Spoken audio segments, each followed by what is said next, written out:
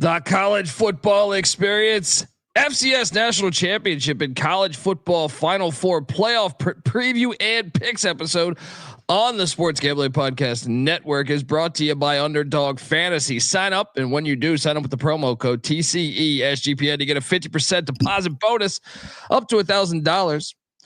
We're also brought to you by Rhythm. Rhythm is the leader in data-driven picks and props. Get your free 7-day trial period today by going to sportsgamblingpodcast.com/rhythm. That's RITHMM. That's sportsgamblingpodcast.com/rhythm. And remember, as always, folks, to let it ride. This is Coach June Jones, and you're listening to SGPN. Let it ride.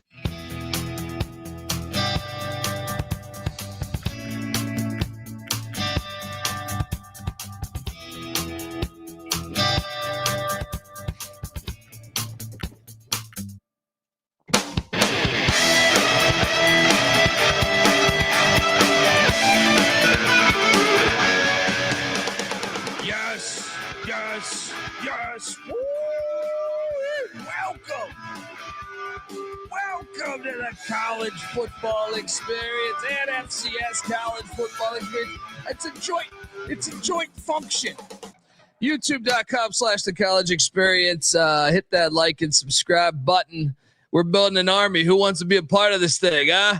Currently D3 national championships are going on. I'm kind of bummed that I got to talk to these bozos in the middle of this great game, but I am recording it so I can watch it later. But last I checked, it was 7-all between North Central and Mount Union down there in Houston, Texas.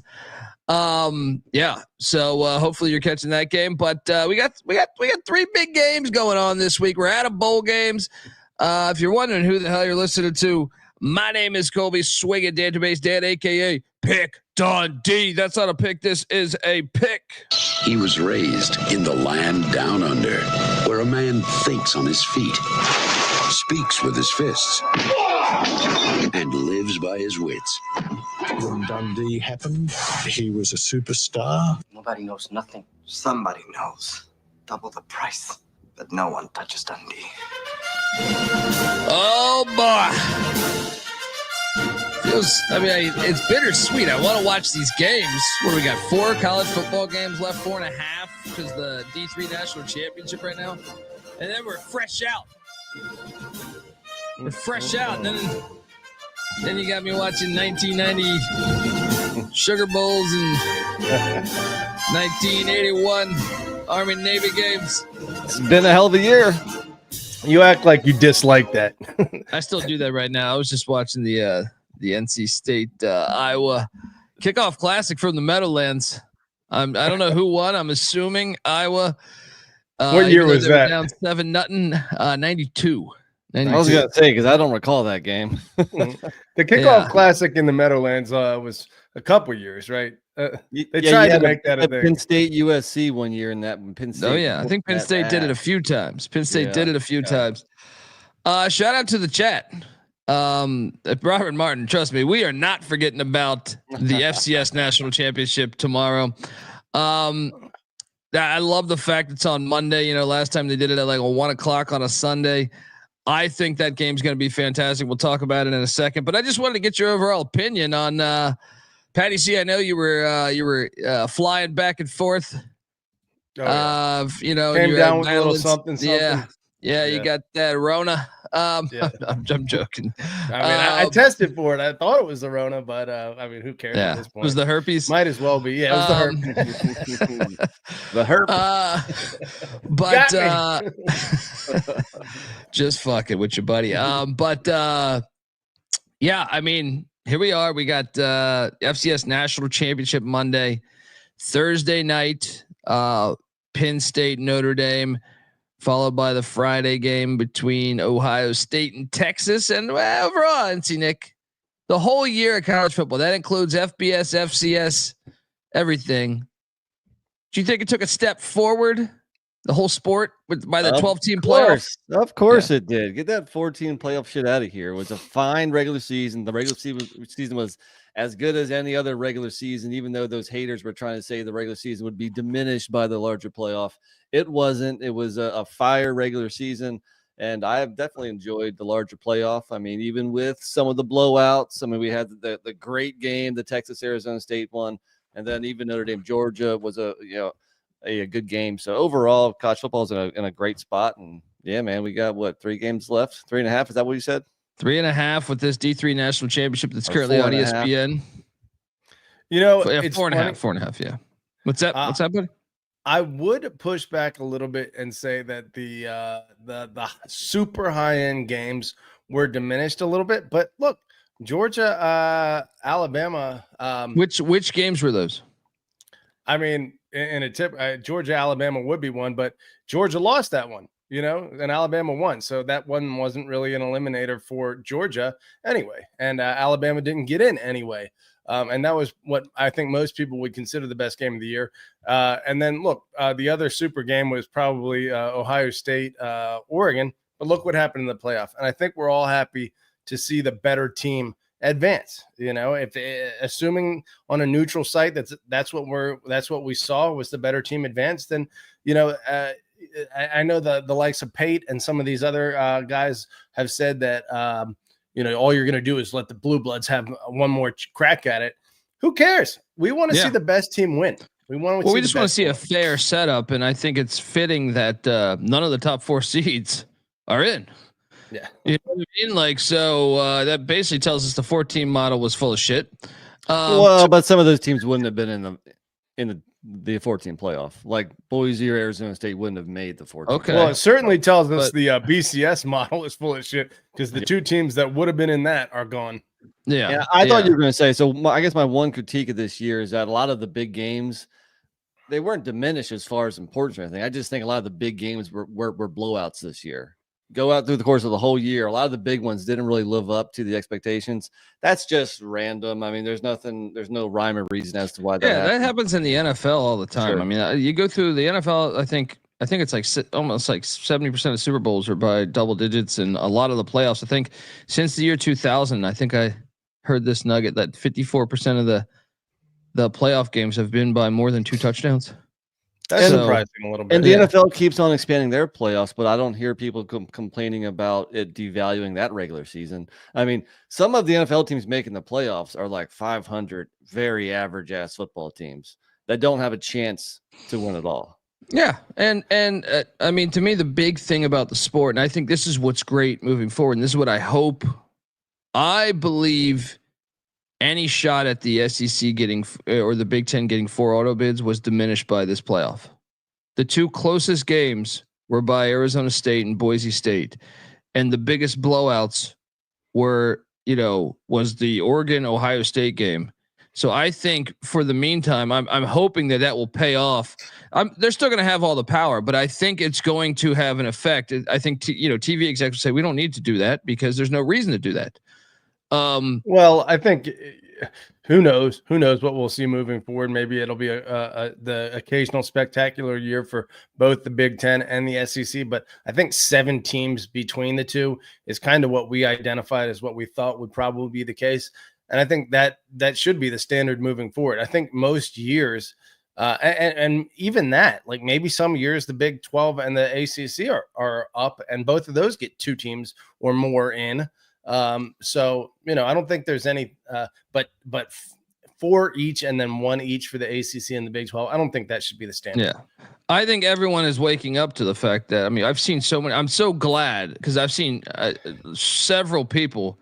Like it seems to have gone somewhat viral of people talking about how the portal and NIL has, basically made everything equal. Not everything, but it's become so much more equal than what it was previously.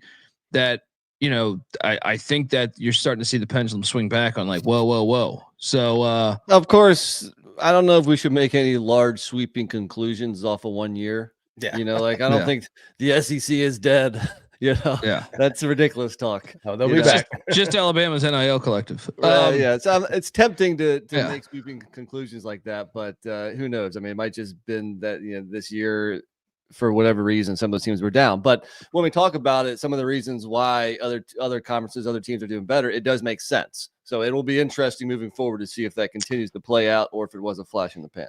One more thing I want to say on this was like we talked about this on the college basketball show last night. the NIL. If you're wondering, like for the SEC fan, that shout out to GBO Farms, but if he's the one, if he's the token SEC fan or perhaps Big Ten fan, but I'm going to use the SEC in this example because they've been the power over the past 20 years. And if you're wondering, because I think he's been a little hard-headed accepting that everyone's catching up, right? And I would ask I would swing the pendulum back to basketball. Why has the SEC gotten so good? I think it's because they've done what the other schools have done in football, the other conferences have done in football, which is put a bigger focus on the portal, bring in guys, and obviously they made good coaching hires. Yeah, no, but exactly. Like, dude, I was watching the Alabama game yesterday, and I'm sitting there just coming to the realization of like every good play, like almost every good player in the SEC the past 2 years when they've really kind of upped it in basketball. You're thinking about Dalton Connect at Tennessee. You're thinking about Johnny Broome at Auburn. You're thinking about Grant Nelson at Alabama, Mark Sears at Alabama. Just all scattered through the whole Vanderbilt's whole team in basketball. And I can't help but make the connection of like, this is what the Big Ten, the Big 12, and some of the ACC has done with football is they've gone out and attacked those, and to me, like, cause you look at Georgia, you look at some of these teams in the SEC, they're kind of reluctant to really go heavy into the portal. That's why I think you're seeing Vanderbilt's success within their own conference is because they went heavy in the portal. Georgia's got it dialed in. It just didn't work out for whatever reason. They're not this particular year they didn't have high end guys, but I feel like they have the formula down. It's mostly about development. Although you may be right. Maybe the model is shifting more toward portal. I just felt like I would say that the talent is more spread out across the board because of the portal and because NIL. So yeah, but and Georgia scouting departments too. Well, Georgia, like how many people can they go get in the portal that are better than the people on their current roster? I think a lot. I don't know about that. I mean, dude, I went through. I got to share a spreadsheet with you guys where I was like, and this is all subjective, but I was going through and doing like the top 10 players at each position. I would say it was the least amount at least in 20 years, representation from the SEC. But so Georgia starts a receiver and a running back that are transfers, and when Lovett and ETN. Yeah, true. But I think they could have got a better quarterback this past year. Carson Beck was not that good.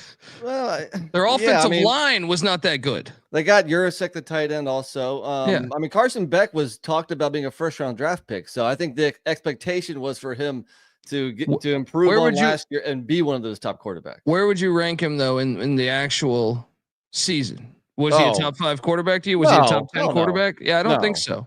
No. So let me push back a little, Colby, though. I mean, maybe Georgia needed to just because the talent wasn't there for them, but I don't think that that's necessarily across the board what every team needs to do. Granted, there's only a couple teams that have so much talent that there isn't a better talent available in the portal. But Ohio State, their defense, at least, which is kind of like the strong part of their team, is 90% homegrown. No. They got some huge guys. Caleb Downs was the best defensive player in football. So, but he's one. I mean, I watched them. It's like fourth and fifth year guys.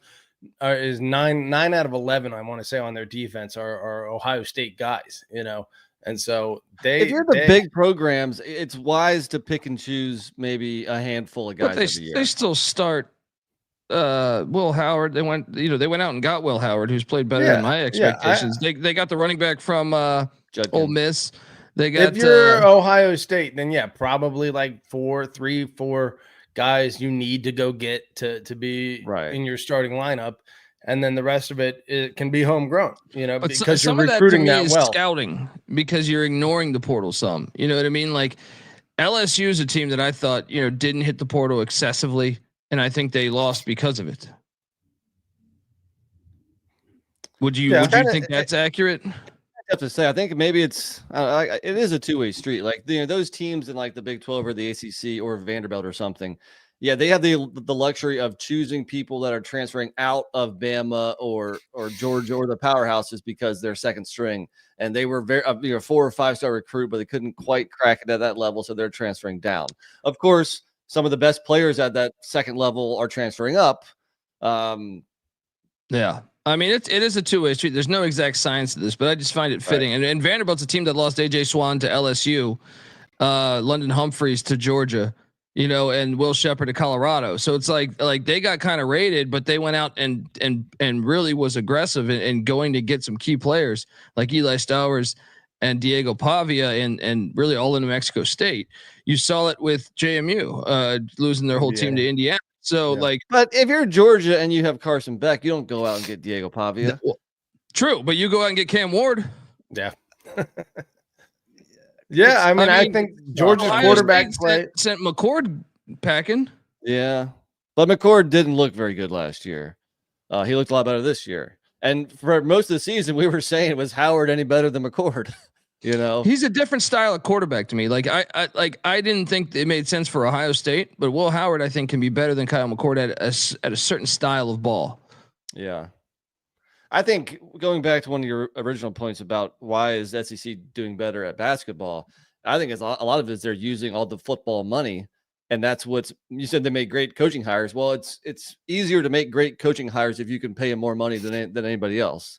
The Big East can't put out the money that the SEC can for a coach. But scouting still matters to me. And like Miami's brought in great transfer portal classes. They've sucked the past 2 years, right?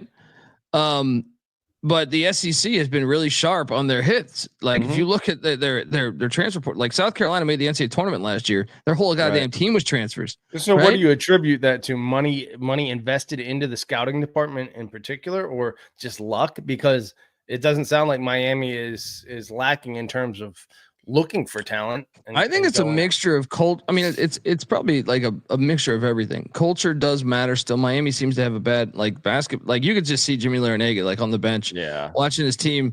He looked like he hated his life. And Lamont Paris for whatever reasons, maybe he's a lot younger, can connect to the player more. Sure. But I do find it. I think there's something there in what I say. It was like they went out and got key guys, and to me, there's certain teams in the SEC that kind of ignored, going out. Here's a perfect example for you. Is I feel like Auburn going to get Peyton Thorne or something. Why did they get Peyton Thorne when you could have gone out and got so many better quarterbacks? You know what I mean? Yeah. They've kind of been lazy, and if anything, I'll say this is maybe a little bit of the ACC basketball problem currently. Is you have a lot of teams that I thought NC State would be a lot more aggressive in the portal. Yeah, I heard you say that, but they were aggressive in the portal this year. Now the guys aren't better guys. Well, that's a question. Could they have got better guys?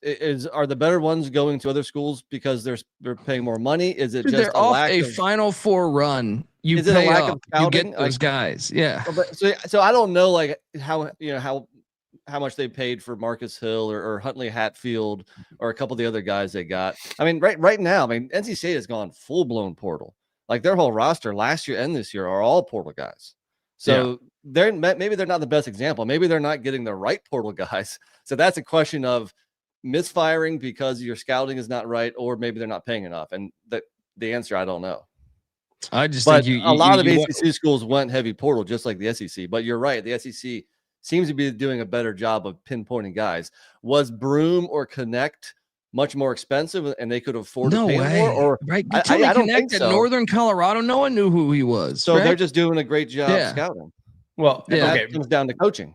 Basketball, it may be a little bit easier to hit, because you're only getting a few guys that make up your starting lineup. I think with Florida State, in football, the up and down of being reliant on the portal is that's evident. A good. You go 13-0 one year, you go 2-10 the next. Yeah, and if you live by it all, but some of that has got to be a little bit of culture too, because there's certain teams that are able to sustain it with a lot of portal guys. Sustain winning, that is. You know what I mean? Sustain. There are elements of being portal centric that you can adjust by your culture. You can manage with the proper culture, but still, when it comes down to developing talent and having reliable players year in, year out on just a few weeks of practice, that's really hard to do without establishing culture and having dudes that are already there that you can rely on. So I think, in my opinion, the best teams will continue to be the ones that do most of their work, developing players, and then go and get a couple starters to punch up what they're lacking in a few positions. But I don't think relying on the portal completely to build your roster on a year-to-year basis is a sustainable approach. I just think this is the last thing, because I know we got to transition, but I'm like, you look at Peyton Thorne at Auburn. They went heavy on Peyton Thorne and a few other guys. I think they failed. LSU, I think, failed in the portal, right? Oklahoma sent Dylan Gabriel packing. Look, Dylan Gabriel, I think, would have gotten them 3 or 4 more wins. You know what I mean? They would have been an 8 or 9 win team at least. Absolutely. And to me, like, I see the connection to me of like, that is them failing at that. Whereas in basketball, they have become a power because they've gone out and been able to bring in these. Yeah, they just have more money.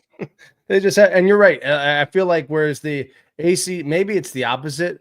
Where I don't think the SEC in football is reluctant to use the portal in the same way that it seems like the ACC, or at least their dinosaur coaches. That's my point. Yeah. Is you're basing it off of recruiting, and I think recruiting is a dinosaur thing in this sport nowadays. Like, yes, you want to get those guys, but I agree with Deion Sanders and what he says. Why would you do this? The goal is to win now and be old. That's what his advice was. Go get the old guys. Yeah. And be, and I think he's accurate. Like, to me, like, some of those SEC programs are to me a little late in football on the curve on some of those things. And that's why you saw Indiana be able to get all the way to the, and some of it was scheduled too, but it's a big pot of a bunch of shit. But anyway, folks, want to tell you that the college football experience is brought to you by us. Yes, SGPN. We are part of the Sports Gambling Podcast Network, and NFL playoffs are here to make sure you tune into the Sports Gambling Podcast for NFL picks and props. We're also brought to you by DraftKings. Yes, playoffs. You're talking about playoffs? I mean, the NFL playoffs are here. All right, and although we don't have Jim Mora's press conferences anymore, you can bet that it's going to be a ton of fun. And DraftKings, get in on the action at DraftKings Sportsbook, an official sports betting partner of the NFL. Scoring touchdowns is key to winning in the playoffs, and you can score big by betting on them all at DraftKings, the #1 place to bet touchdowns. Ready to place your first bet? Try betting on something simple like a player to score a touchdown. Go to DraftKings Sportsbook app, make your pick. New DraftKings customers can bet $5 and get $200 in bonus bets instantly. What are you doing? Download the DraftKings Sportsbook app and use the promo code SGP. Once again, that's code SGP for new customers, and get $200 in bonus bets instantly when you bet just $5. Only on DraftKings Sportsbook. The crown is yours. 8-HOPE-NY or text HOPE-NY 467-369. In Connecticut, help is available for problem gambling. Call 888-789-7777 or visit ccpg.org. Please play responsibly. On behalf of Boot Hill Casino and Resort in Kansas, 21 and over, age and eligibility varies by jurisdiction. Void in Ontario. Bonus bets expire 168 hours after issuance. For additional terms and responsible gaming resources, see dkng.co/audio. Gambling problem? Call 1-800-GAMBLER. In New York, call 877-8-HOPE-NY or text HOPE-NY 467-369. In Connecticut, help is available for problem gambling. Call 888-789-7777 or visit ccpg.org. Please play responsibly. On behalf of Boot Hill Casino and Resort in Kansas, 21 and over, age and eligibility varies by jurisdiction. Void in Ontario. Bonus bets expire 168 hours after issuance. For additional terms and responsible gaming resources, see dkng.co/audio. Gambling problem? Call 1-800-GAMBLER. In New York, call 877-8-HOPE-NY or text HOPE-NY 467-369. In Connecticut, help is available for problem gambling. Call 888-789-7777 or visit ccpg.org. Please play responsibly. On behalf of Boot Hill Did I let that go on a little too long? Maybe. I think that was on a loop. Colby, I never want to hear anyone but you read an ad again. Just throw my whole equilibrium off. Check out DraftKings. Use that promo code SGP. Guys, let's get to it. Tomorrow night, right around this time, and I know we got the chat, people talking about this D3 National Championship between North Central You guys are gonna have to let me know because the TV is lined up behind me right now. But the chat is talking about this. Virgil, shout out to you saying Purple North Raiders. Central What's that score? 14-7? 14-7. Yeah. Man, yeah. Let's finish this show so we can go watch that thing. All right, see you guys. Yeah, it's been a good show. Tomorrow night, it's going to be a good show because we're in Frisco, Texas, of course, outdoors, the way it should be. North Dakota State taking on Montana State. You know, we talked about this game before, but we didn't have a line and a total. We got that now. Montana State is a 3-point favorite. The over and under is at 58.5. The series goes back to 1914, 111 years old. Is correct. First off, how do you feel about the FCS National Championship being on Monday night, NC Nick? Fantastic. So much better than a Saturday at some point during the day or a Sunday with, like NFL playoffs or big college basketball slate or something. Monday night here is perfect because, correct me if I'm wrong, no Monday Night Football, right? I don't watch the NFL. I don't think there is. I mean, we don't care. We're going to watch this game over anyway. But I don't think there is because I think they wrap up everything tonight. It's a very weak college basketball slate too. So it's theirs. The stage is theirs, and it should be a great game. Two of the big powerhouses. Very wise to move it to Monday night. Agreed. Yeah. Patty C, how do you feel about a little FCS Monday night action? It's a 7 p.m. East Coast kick, so 4:00 Pacific. Your thoughts? Well, I would have preferred it on a Saturday morning. I think college football belongs on Saturdays. Even the national championship of the FBS should be on a Saturday night. The fact that I want to say the NFL only took the 4:00 and 8:00 time slots on Saturday means that morning slot was available for the FCS championship game. But assuming that they felt like that wasn't a big enough window for them to dominate the day, it's nice that they're able to play a night game for the national championship. And like you said, all to themselves. Yeah, let's get the FCS the shine they deserve. And this is a great game. Yeah, I was about to say, the last time they played was December 2nd of last year, and North Dakota State won 35-34 in overtime. Yeah, I mean, what a game! If we get anything close to that. And I actually believe this will be a great game. Like I think, sometimes they get to the blowouts, but Tim Palasek, me and NC Nick had an opportunity to see Wyoming 2 years ago. He was the OC of Wyoming. I think when Matt Entz left North Dakota State for the USC defensive position there, I think it was linebackers coach, Palasek was hired from Craig Bolstaff. And let me tell you, that offense went from good to horrible. And Palasek comes into North Dakota State. I think it was an upgrade. I think it was a coaching upgrade for North Dakota State. And they got Cam Miller, who's been coaching or been at the QB spot there for, I feel like, a decade since Trey Lance, who just played the spring season. But even with that, I think he actually played with Lance, if memory serves me correct. I think they've been like the story all year. Yes, the opening loss to Colorado and Dion, but ever since then, pretty much rolling with the exception of one other blemish. And then Montana State 15-0, the magical comeback to open up the season against Bronco Mendenhall in New Mexico in Albuquerque, week 0, I think it was. And they just been, destroyed Montana in the Brawl of the Wild. They've been rolling through everybody. NC Nick, we didn't have a line before. Montana State's laying 3. What are you doing here? We pegged it. I think we settled on, we thought it was gonna be like 3.5 or 4, right? So yeah. we were right around where it came out at. I give you most of the credit there. You know where I'm going, man. Montana State's my squad. I'm glad you brought up the game from last year because it's definitely a revenge angle. Montana State has been on a tear since then, and they're not going to stop now. In Tommy Mellott's last game in college, he ain't going out a loser. I mean, look at what he did in the game last year, where he threw for over 200 yards and ran for over 150 yards against North Dakota State.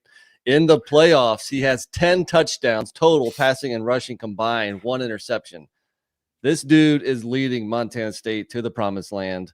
It is going to be a good game. It's going to be a tight game. Bobcats win. Bobcats cover. You're not at all worried. You're not at all worried that he just won the Walter Payton Player of the Year, best player in the FCS. I think Cam Miller's over there sitting there saying, "What is this shit?" All right.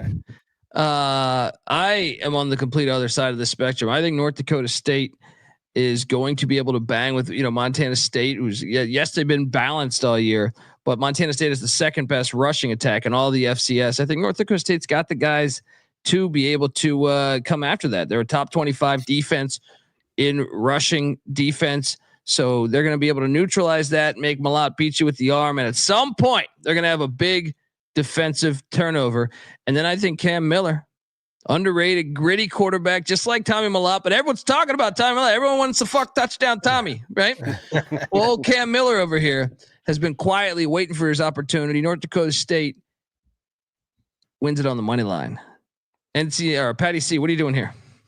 Well, both quarterbacks started the season, first 8 games without an interception. Matter of fact, Tommy Mellott went the first, Cam Miller went the first 10 games without an interception. However, 3 interceptions in his last 3 games. So a little bit of a challenge in the playoffs. 31 touchdowns, 4 interceptions on the year from Miller, over 3,000 passing yards. Mellott, meanwhile, only 2,500 passing yards or 2,600, but 29 touchdowns, 2 interceptions. One of his touchdowns or one of his interceptions in the playoffs as well. So, things are getting a little tighter for both of these guys. Look, there's a tuck job here. Love a good tuck job. Montana State did put a whooping to South Dakota, and North Dakota State lost by 1. North Dakota State's only other loss, obviously Montana State being undefeated. North Dakota State's only other loss is against Colorado in a game they had a decent chance of winning at the beginning of the season. This is a great game. I'm going to say that North Dakota State's a little more battle tested. Getting Colorado, went on to win 9 games. Getting South Dakota State twice, the reigning champs, back-to-back reigning champs. I have to agree with you on that. Yes. Who do you give the quarterback edge to, Mellott or Miller? Mellott. Mellott's probably put up better stats, but Miller's a dog too, man. He's How's really Mellott been Tommy Walter Peyton Mellott. That's who you give it to, okay? 915 rushing yards for Mellott, 510 rushing yards for Miller. So, yeah, a little bit more of a threat with his legs. Miller maybe has thrown a little more. If I'm being honest, though, someone that follows the FCS the past few years, pretty damn closely, Miller took a big step forward in passing. And I don't know if that, is just Palasek or just him being like 30 years old. Regardless, he took a big step forward passing. If you look at all those games, it was very impressive this season. He threw for 277 against Colorado. And to me, he was a one-dimensional guy a couple years ago that really struggled passing the ball. They've gotten a lot better at passing. Slope side in the chat giving me shit, telling me to make my pick. Call it. I guess they want to watch a game too. Call it bias. Call it maybe a little bit North Dakota State hatred being a JMU guy, but give me Montana State.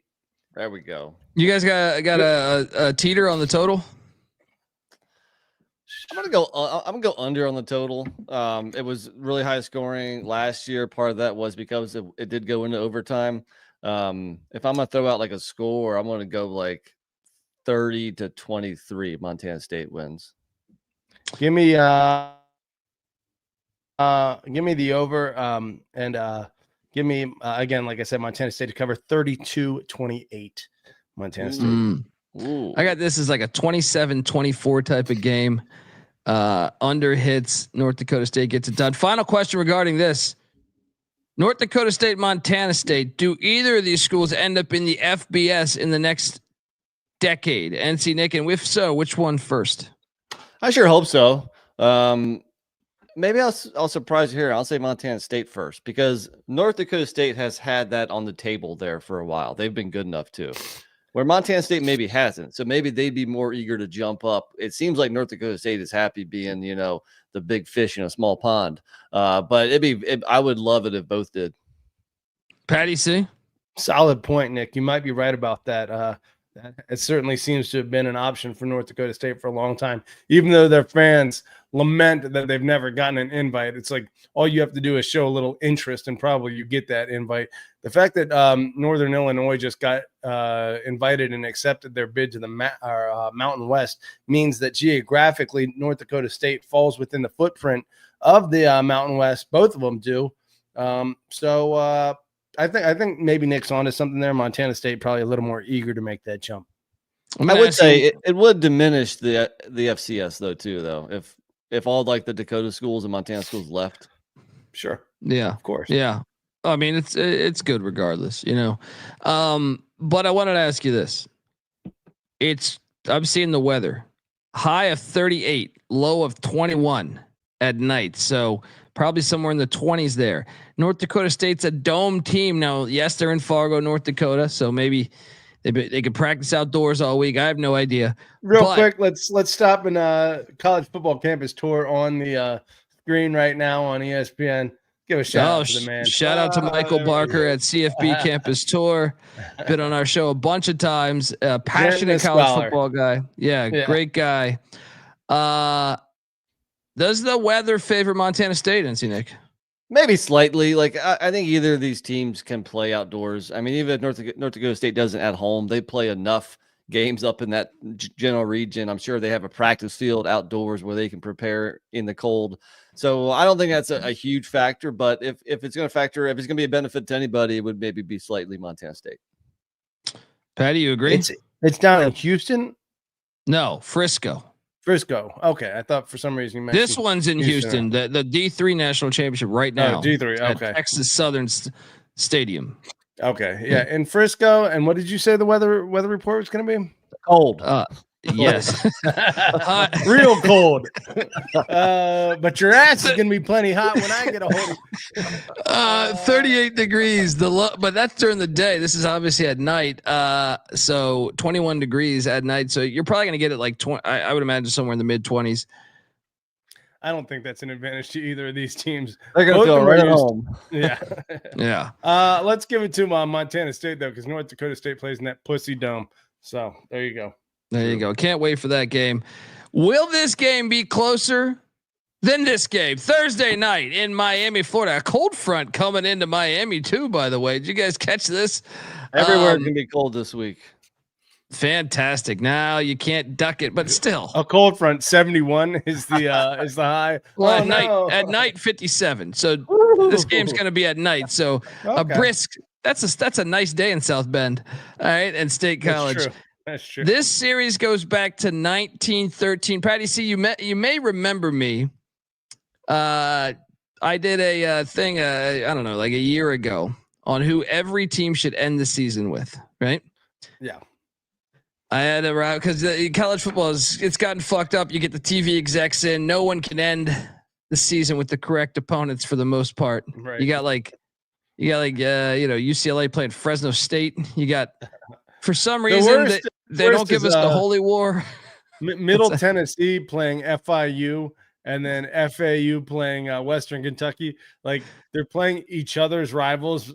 It's like, you could give us 100 miles of hate. Put that on a weekday, and it's fantastic. But they botched this a lot. The Big 12 was fucking terrible at this. The Civil War and Apple Cup are no longer the final. So I think there needs to be a stronger emphasis on rivalry week and getting back to the big time great matchups. And if you do that, Notre Dame, sound like USC and UCLA, the final game of the season for both those teams. They Obviously. The USC's been at it playing Notre Dame when it's in Los Angeles, the final game of the season. I think it's bullshit. I think this should be Notre Dame's opponent because Penn State's kind of the was an independent for a long time, joined the Big Ten late, doesn't have a true rival. Well, Notre Dame, Pitt, but true rival to end the season. I mean, if Pitt's not going to sign up for that because Pitt should be playing West Virginia on the final game of the season, right? Absolutely. So we should get Notre Dame, Penn State is what I put together with my sharp fucking brain here every year, and then boom, I think I did this exercise in March, and now you got it. Round 3 of the playoffs. Orange Bowl, a trip to the national championship on the line. Marcus Freeman and Notre Dame in Miami, Florida against Penn State and James Franklin. The line has gone up, a half a point since it dropped. So Notre Dame laying 2, the over under at 45.5. The last time they played, I believe it was, what year was it? I had this written down somewhere here. I don't know. I think I might have accidentally got rid of that page. When I checked the weather on this game. Yeah. Oh no, I got it right here. 2007, where Penn State won 31-10. Ooh. That was right before Sandusky news broke. I think a year before the Sandusky thing. I saw someone put a Pato's versus Pato's shirt. Oh man, pretty fucked up. Now I have fond memories, NC Nick. You might recall this one in I think it was 91 or 92. No, I think it was 92. Just 3 matchups ago between the two. 17-16 Notre Dame win in Notre Dame Stadium in the snow. Do you remember that game? It was a classic. It was on the front of Sports Illustrated. Rick Meyer. Yeah. This game is fascinating to me. By far the most fascinating game, of the two we get in the playoffs is this to me, because both teams are kind of mirror images of each other in a way, like both strong defensive teams that kind of lack the big play offensively. I am going to take the Irish -2. Now, some of that is me hoping because I went an independent and a non Big 10 / SEC school / Big 12 school in the national championship. So I'm hoping that the Irish get it done, but I also think I just trust Riley Leonard a little bit more than Drew Aller. And I think that's the handicap for me, is like Riley Leonard takes good care of the ball. Aller, he's gotten better about it, but he's still kind of a wild card at times for me. Now, I do think Penn State's home run threats on offense and with Andy Kotelnicki are probably a little higher than Notre Dame's offense, but I just think ball security is going to matter in this game. So give me Notre Dame -2. I also think the under 45.5 is a play. I think this is like a, what did I say it was in 92, 17-16? This might be the same exact scenario there, but since I'm laying the 2, give me a 17-13 type of game here. NC Nick, what are you doing in Miami? Well, they are very similar teams. A couple of the stats or a couple of things that are worrisome with Penn State is that they've been very reliant on getting turnovers in the playoffs so far. They won the turnover battle 3-1 against SMU and then 4-1 against Boise. Notre Dame is not going to give up multiple turnovers. Maybe they'll give you one, but I'd be surprised if Notre Dame turns the ball over more than once. So can Penn State play it, beat a team that's, as good as them when it's a clean game and they don't have the advantage of a big turnover or multiple big turnovers? The last thing that has me worrying about Penn State is sacks. They gave up 3 sacks. SMU sacked them 3 times. Boise sacked them 4 times. So the pocket awareness of Riley Leonard, I think, is better than Drew Aller. Even though Georgia was getting pressure, he was getting the ball out early, throwing the ball away, scrambling with his legs. So in those 2 things, I think Notre Dame has an advantage. But I think they don't have Tyler Warren, and I think he is the difference maker. If you look at like the rushing game, I like Penn State's running backs a little bit better, but Riley Leonard's a better runner than Drew Aller. So pretty much a wash. Rushing defense, Penn State is slightly better, even though Notre Dame just showed what they can do to Georgia, really shutting down the run game without their best defensive lineman. Does that come into play today? Weapons on the outside, about a wash, not great receivers. I think Tyler Warren is really the difference maker. And his 2 touchdowns last week, they're pretty much just like toss-up balls, and he just went up and got them. And that's what he can do, and Notre Dame doesn't have anybody like that. I'm going Penn State. I think special teams could be key too. Notre Dame special teams been pretty good this year. Who do you guys give the coaching edge to? That's what I was going to ask a second ago, but hold on. The special teams, Notre Dame had a huge block punt in that Louisville game, in a game that if they lost by 7 or they won by 7, they blocked a punt for a touchdown. That was the difference in the game. Last week against Georgia, that 97-yard kick return or whatever it was, right? Special teams has been huge for the Irish. Is there an edge on special teams with Notre Dame compared to Penn State? I wonder. As far as coaching edge, I don't know. I was impressed by Marcus Freeman against Kirby Smart. I thought he outcoached Kirby Smart. So that alone gives me, yeah, I'm going to give him, I think Marcus Freeman, because Franklin didn't pay for, Franklin didn't pay for that going for it. He's up 14-0. He went for a 4th and 1 on his own 19 against SMU and didn't get it. And I thought, what an idiot. He just gave SMU the game, the opportunity to get back in the game. Now, of course, SMU drove down to the 3 and threw an interception, but I just was baffled at that coaching decision. So I will say Marcus Freeman has a slight edge. What were you going to say, Patty? Okay. Notre Dame offensive coordinator, Denbrock, obviously led LSU to the number 1 offense in the nation last year versus Tom Allen, Penn State's defensive coordinator. Who wins that battle? I think I would favor Denbrock there, but I on the other side of that, Kotelnicki against Al Golden. And I think slight edge Kotelnicki. I think slight edge Kotelnicki. Yeah. I mean, dude, it's a super, super even game. If I'm, analyzing it, what I think is going to happen, I think what Nick says, and really Tyler Warren is the guy that he's such like a Paul Bunyan, like, I don't know, for some reason, Jack Lambert is the character that like stands out to me. John fucking Riggins. We've said it all year. You really can't do anything about. And so in an otherwise even game, maybe he is the difference. But that said, without Micah Parsons potentially being at 100% for Penn State, I think Riley Leonard and he is a legit scrambler that keeps plays alive. That's been their bread and butter. I don't think he's thrown for over 200, maybe 20 the entire season. Or if he has, I'd have to double check. But that's not what he does. He keeps plays alive with his legs, and Notre Dame with Jadarian Price. And now I will say, what's his name? And Jeremiah Love and a knee brace is a little bit of a concern, but Allen and Singleton. But here's ultimately the flip side of Tyler Warren is, I think when it comes down to it, Drew Aller under pressure is going to become a lawn chair. And I think that's why Notre Dame wins this game. I think Drew Aller has looked really good against the likes of SMU and Boise, scrambling around and making plays. I think those running lanes get closed out, and he becomes a lawn chair. And I think he throws an interception or two that costs Penn State the game. And I think Notre Dame is able to capitalize, and I think Notre Dame wins. Let me tell you this.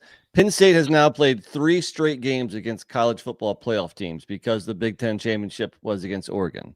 They've scored in those games 37, 38, and 31 points.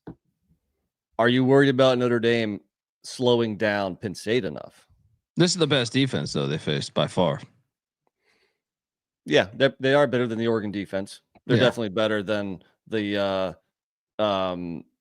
SMU or Boise defense. I mean, the one time Penn State's offense was slowed down this year was the Ohio State game.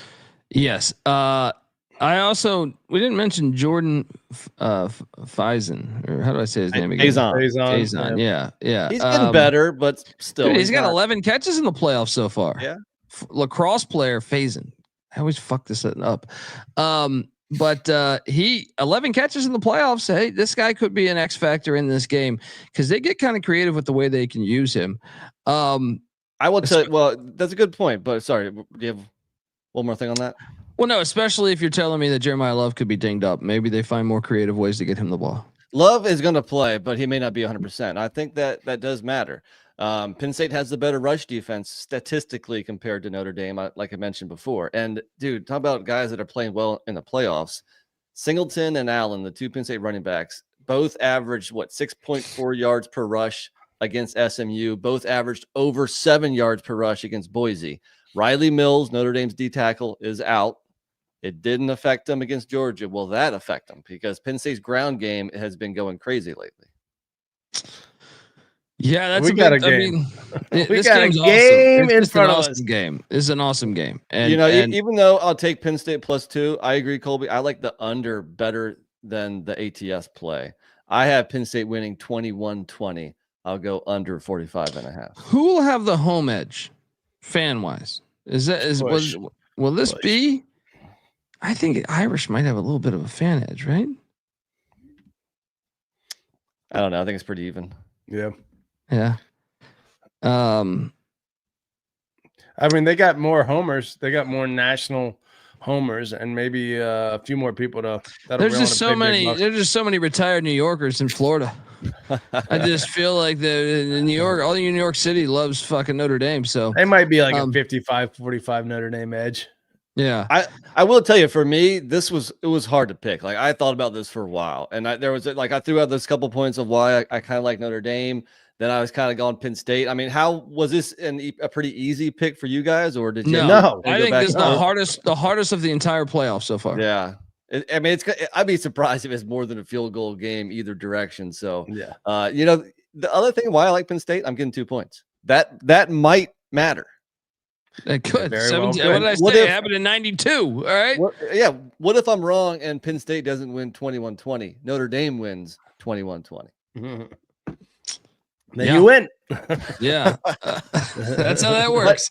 But also, according to Robert Martin's stat right there, too, Penn State more battle tested. They've definitely had the tougher schedule. Agreed. A couple weeks ago, you were calling Notre Dame phony.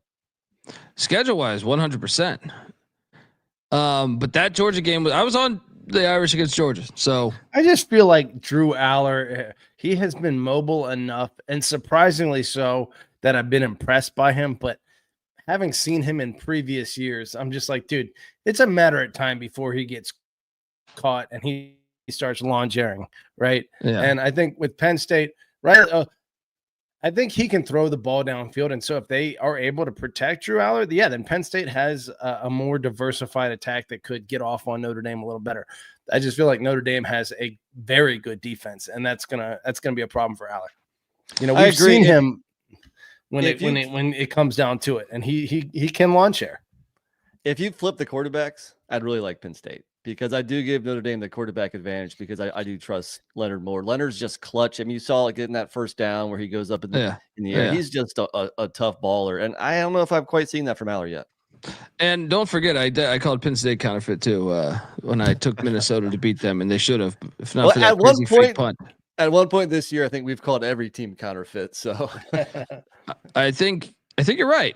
The remaining four teams proven to be counterfeit at some point. Every team has a loss so far. Yeah. All right. Patty C, do you have a side on the total there? Me and NC Nick like the under. Do you like the under in this game, or are you going over? 45.5. Gosh, I feel like it's pretty obvious to play the under. So I'm going to go obvious. I'm going to play the under. Yeah. I think it's the right play. Yeah. All right, folks, want to tell you that the college football experience is brought to you by Underdog Fantasy. Underdog Pick'em is one of the biggest menus for all of sports. Underdog is always making it easier to win with profit boost and gimme pick'ems. Underdog's playoff best ball is now live. The Gauntlet tournament has $2 million in prizes up for grabs for just a $25 entry fee. There's college hoops, there's college football, there's NBA, NFL, MLB, NHL, MMA, CFL, NASCAR, everything. So sign up, but when you do, sign up with the promo code TCE SGPN and claim your special pick plus first time deposit offer up to $1,000 in bonus cash. UnderdogFantasy.com promo code TCE SGPN. We're also brought to you by Rhythm. SGPN's proud partner. Rhythm is the #1 AI-powered sports betting platform that helps provide bettors of all levels the ability to build custom predictive betting models in seconds and get predictions for betting on money lines, spreads, totals, props. You can copy one of the top performing models from the leaderboard, or you can have Rhythm build you your own model. That's what I like to do, and then adjust around what you like. And now you can track your props in the Rhythm app, which is fantastic. They got everything too. College basketball, college football, NFL, NBA. They got it all. Claim your free 7-day trial period today by going to sportsgamblingpodcast.com/rhythm. That's RITHMM. That's sportsgamblingpodcast.com/rhythm. All right. We are back on the college football experience. Mount Union on the 7-yard line with 29 seconds left in the first half. 14-10 game. We're about to be out of here after we got one more pick left, and then we will be able to watch the entire second half of the D3 National Championship. It never stops with great college football. Let's go to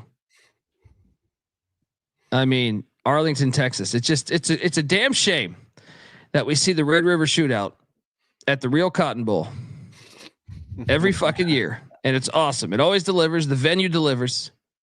And now we have the actual Cotton Bowl not at the Cotton Bowl, but at Jerry's World. It's just filthy. Now, Ohio State, Texas series only goes back 20 years, surprisingly. Ohio State laying 6, the over under at 53.5. I thought Texas was incredibly fortunate to get there.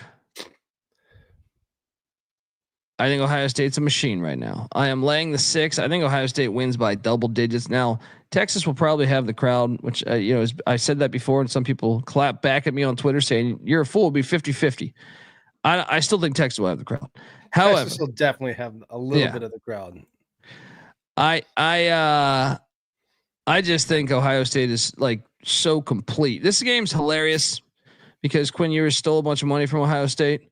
So it's a little more personal, I feel like, but also it's the Big Ten SEC matching up against one another.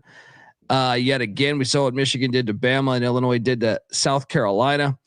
And Iowa, Mizzou, can't forget that one. But I just think Ohio State has found the rhythm, and for whatever reason, a lot of the season, Chip Kelly was not using the wide receiver position very well. I thought. Some of those games that were blowouts, okay, but like in big games, the first Oregon matchup, the Penn State game, the Michigan game, I thought they could have been a little more aggressive with the talent they have offensively.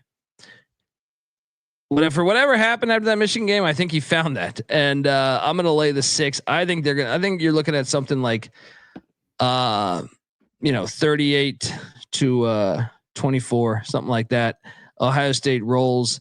I think Ohio State can really I was so blown away by, I thought Texas had the best offensive line in the country. And the fact they could only run for like 40 yards against Arizona State was puzzling to me. And Arizona State had a good rush defense, number 26. Still, dude, they were 85. So that was probably recency bias. Well, and also some of that is because the Big 12 is not known for a lot of running. You know what I mean?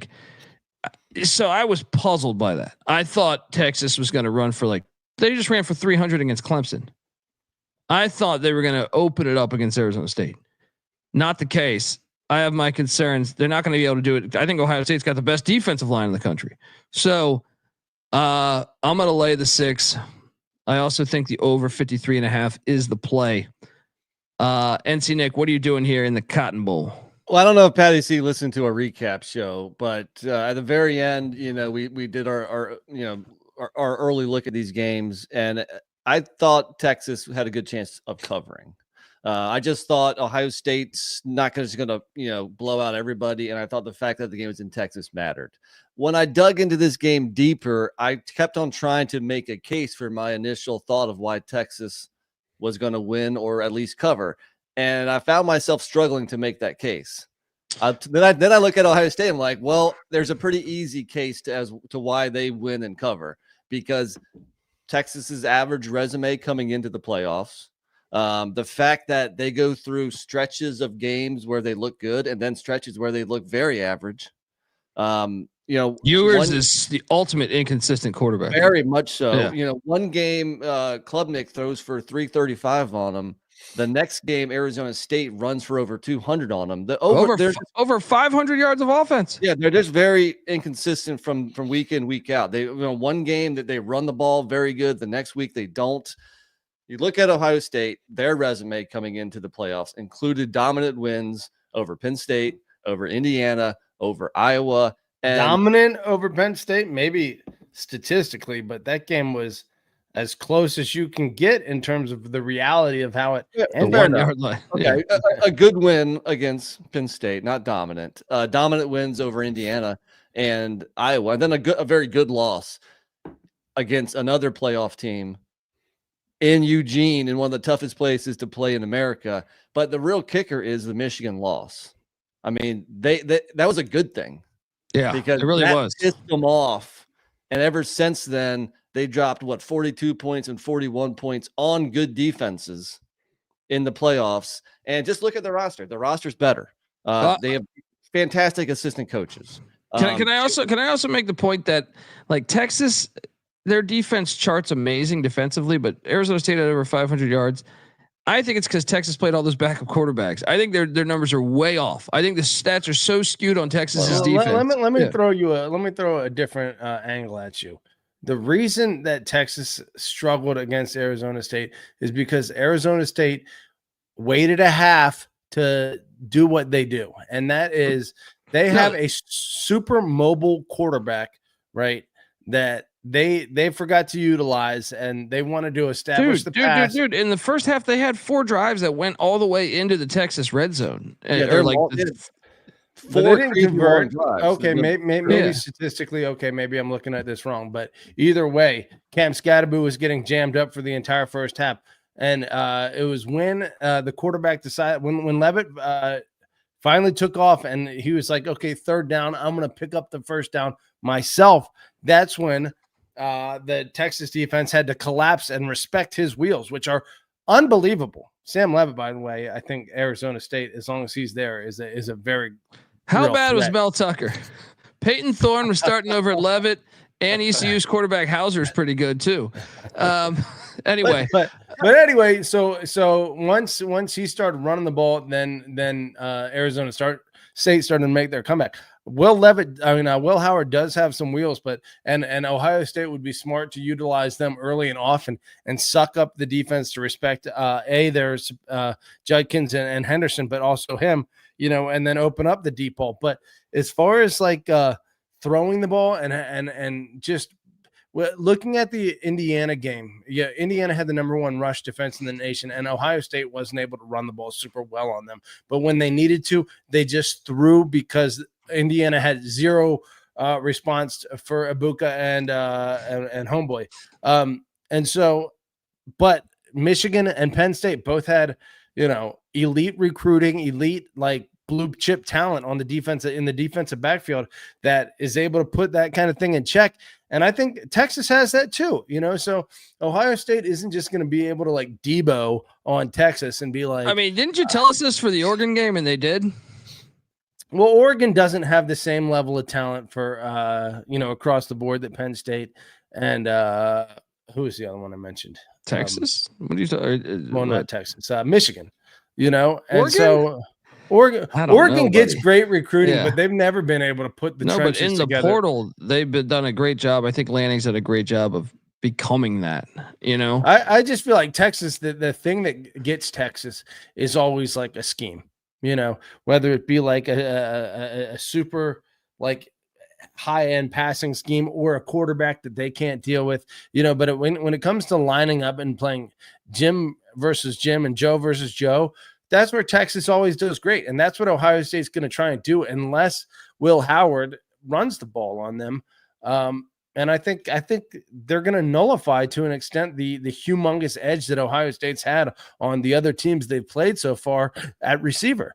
And I think you're going to have a great game here. I think Texas is easily the play. I think the fact that it's in Dallas is a money line play for Texas potentially, but at the very least, I see Texas covering. I want to talk about like Chris Moore. Shout out to Christopher Moore. He says this is the best secondary Ohio State's faced all year. Dude, Arizona State just threw for 300. Clemson threw for over 300. Like, if I think some of that is diluted stats from playing so many backup quarterbacks. At one point, Texas had the top passing defense. That's slipped to all the way down to 3 now, but just because I think the last couple of weeks. And actually, right now, Ohio State has the top passing defense. That's also maybe diluted a little bit because a lot of the Big Ten is not very, prolific at passing. Sure. I mean, if I ask you, like, where does Texas have the advantage? Like, what, I think quarterback. Well, Quinn Ewers has a. I don't know about that. He makes way too many mistakes, and that's where I would say coming into the playoffs, that's where I would have liked Texas. Maybe I would have agreed with you. Will Howard's played fantastic in these playoffs. He has played great. 41 to 55, throwing the ball at 75% completion percentage, 630 yards, 5-to-1 touchdown interception ratio. If you ask me, if he can match Ewers, which I think he can now, because Ewers is very up and down, I think Ohio State has better running backs, better receivers, better defensive line. The O-line offensive line is the one thing that I would say Texas on paper is better than Ohio State's offensive line. I would say Ewers is a considerably better passer than Howard. What? Although Howard has played phenomenally in the playoffs, but that has not necessarily been the case all season. Ewers made a pass in the Arizona State game that showed me it's something that Howard can't do, which is he stepped up in the pocket and he just rifled a fucking 30-yard pass to the sidearm that kept Texas ahead of the chains. That's not something Ewers per one play. Will Howard had an amazing throw in the Rose Bowl, by the way. But for 2 games straight, he's been awesome. I like Quinn Ewers' ceiling is higher, but that's a guy that's got 5 interceptions in the last 4 games. Like he is all over the place. I have way more faith in Will Howard playing good than knowing that Quinn Ewers is going to play good. He's all over the place. He might look great. I know credit to Ewers in the fourth quarter / overtime. I did think he kind of handled his shit, but man, I feel like he'd choose the game. There's a lot of plays that he's definitely thrown a lot of questionable balls. As far as like the read, as like Will Howard, okay, the Penn State game stands out, the Michigan game stands out, but like ever since then, he's looked fucking great. Yeah, I got Ohio State covering this. I got the over. Patty, see, you have the over? What's that number? 53.5. 3.5. Yeah, I'll take the over. I'll take the over on that for sure. Yeah, I agree with you guys. I'm on the over. Colby, you threw out almost the same exact score. I had Ohio State with 38, also Texas 20. Yeah. You guys see an ass whooping. I just don't think Texas. I all year, to be honest with you, I don't think Texas has been that good. And here's another thing: I think Steve Sarkisian is a bad coach in these big games. I really do. Arizona State, like they should have roster wise, they should have beat Arizona State by 21 points, right? I think he in big games he has been a bad coach at Texas. Let me ask you this: is the kicker's confidence totally gone? That too. You add that to the mix. You add that to the mix. Yeah. I mean, I guess he ended up kicking the game winner, right? No, they scored a touchdown. No, that's right. He kicked the extra and point. went for 2. No, he went for 2. No, he hasn't kicked since. Shout out to Christian Benedy, by the way. The amazing hair. The great Benedy. I'm gonna say he made the extra point in the first overtime. That's what I'm saying. Okay, and that tied it. But still 34-29 Ohio State. But money line is something you might want to sprinkle. Because Texas was in Houston last year and they got close, right? They have a little more experience in this spot. When was the last time Ohio State was in the semifinals? 2 years ago, 3 years ago. So I don't know that their players are quite as ready for this. Well, yeah, they have like 5 Bama transfers that were in the playoffs last year, but yeah, fair. Yeah.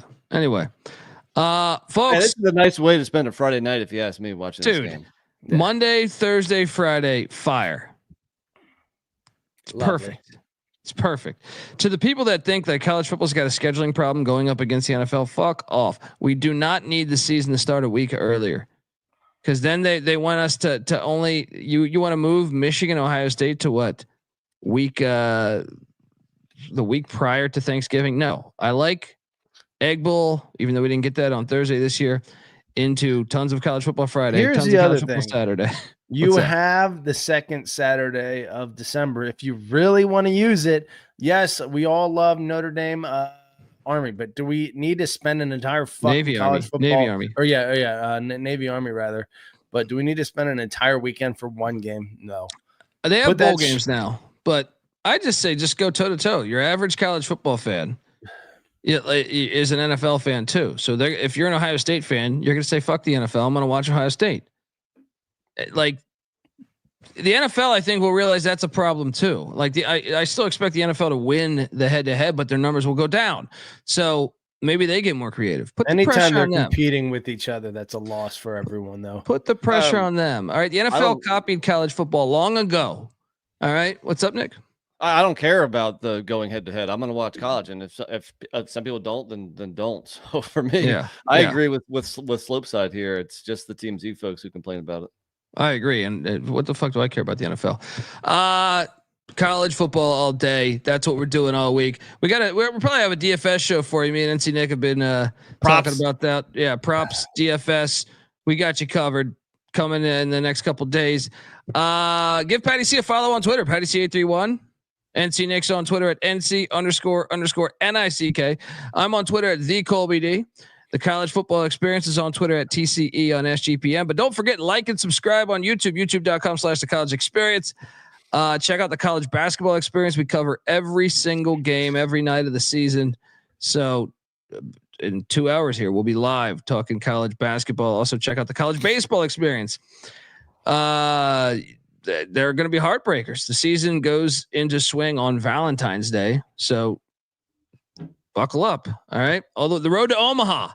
Also check out the FCS College Football Experience. Till next time, folks, this is the College Football Experience. You better start thinking about yours. And we are out of here. Run, shoot.